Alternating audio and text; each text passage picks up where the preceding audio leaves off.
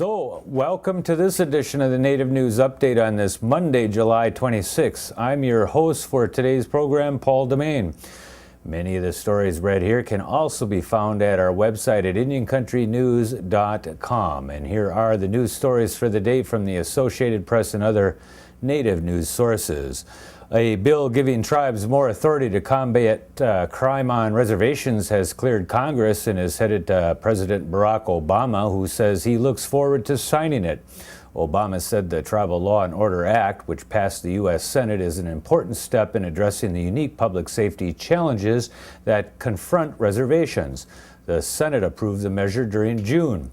The bill came as a response to what Senator Byron Dorgan of North Dakota said is a crisis situation in Indian reservations where violent crime continues to devastate communities at high rates, much higher than the national average. The Mille Lacs Band of Ojibwe's tribal police department has announced that pathology reports have identified the body found on July 23rd in Oreilles as that of William Anthony Nickaboyne, a 19-year-old Mille Lacs Band member who went missing on July 17th.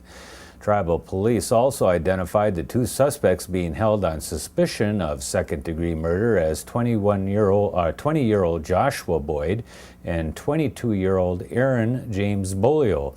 Formal charges by the Mille Lacs County Attorney are pending. The body was discovered by a community search party the evening of July 23rd.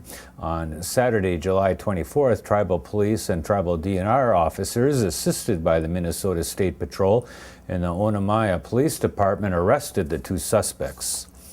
Police have cited a 10-year-old boy with misdemeanor criminal mischief for allegedly damaging an American Indian sculpture in a Bismarck, North Dakota park. Police say a witness reported seeing the boy stomping on the Rising Eagle sculpture on July 17th. There was a small hole in the statue. Police estimate damages to the sculpture at $100, and park employees says it should be easy to fix. The sculpture had been badly damaged last July. Volunteers recently have worked to restore Rising Eagle, one of several pieces of artwork designed by United Tribes Technical College art students placed in Bismarck parks.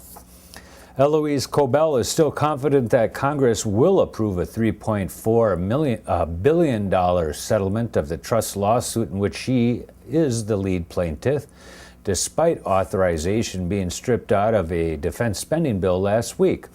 We'll continue to fight. We have to. We've come this far. We just have to move forward, Cobell said from Browning, Montana this Saturday. She is looking to the U.S. She is looking to the U.S. House to again pick up the settlement legislation and pass it through as it has on two other separate occasions. The Senate on July 22nd took the legislation out of a $60 billion war funding bill, which was later passed. About $20 billion in other domestic spending was also stripped out of the bill. The settlement previously failed to pass the Senate when the bill it was attached to was caught up in a Republican filibuster last month over unemployment benefits. Working in the legislation's favor, Cobell said, is that the settlement is fully paid for. Cobell said she expects the settlement to pass if it ever gets to a vote in the Senate. A Protect the Earth gathering will be held July 30th and August 1st, 2010 in Baraga, Michigan. The title of this year's gathering is Stop RTZ's Sulfide Ore Mine at Eagle Rock. Winona LeDuc is to keynote this year's gathering on Friday, July 30th at 6 p.m. and also on Saturday, July 31st at 9:15 a.m. Friday, July 30th events start at 1 p.m. at the Keweenaw Bay Ojibwe Community College in Baraga. Saturday events are scheduled from 9 a.m. to 9 p.m. and will be held at the Ojibwe Recreation Area in Baraga, Michigan as well. On Sunday, August 1st, events are at Yellow Dog Plains near Marquette, Michigan, starting at 10 a.m. with a walk to Eagle Rock. You can get more information by emailing newearthwarriors@gmail.com, and we'll put a URL for a website up as well for you to look at. The remains of 59 American Indians currently held at the Cranbrook Institute of Science will be given to tribes in Michigan for reburial, the museum's director has said. The transfer reflects a national trend as museums, universities, and other institutions return human remains to tribes which have objected to their ancestors' bones being put on display or treated as scientific specimens. It's the right thing to do, Cranbrook Director Michael Stafford told the Detroit Free Press. We don't view these remains as data. We see them as people with spirits and souls. Stafford has been meeting with tribal officials since they first requested the return of the remains from the Bloomfield Hills facility in the year 2008.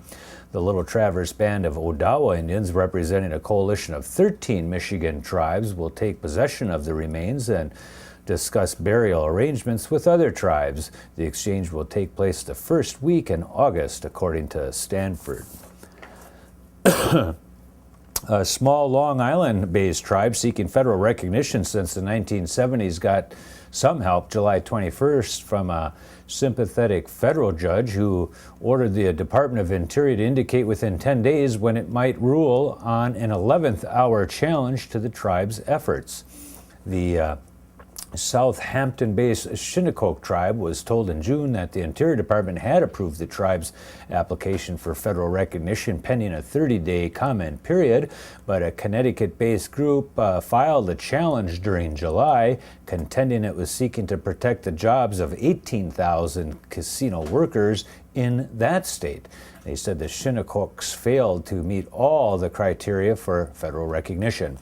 Matthew Hennessy, executive director of the Connecticut Coalition for Gaming Jobs, said the Interior Department failed to consider that the Shinnecocks have received financial backing from a Detroit-based casino operator over the past several years.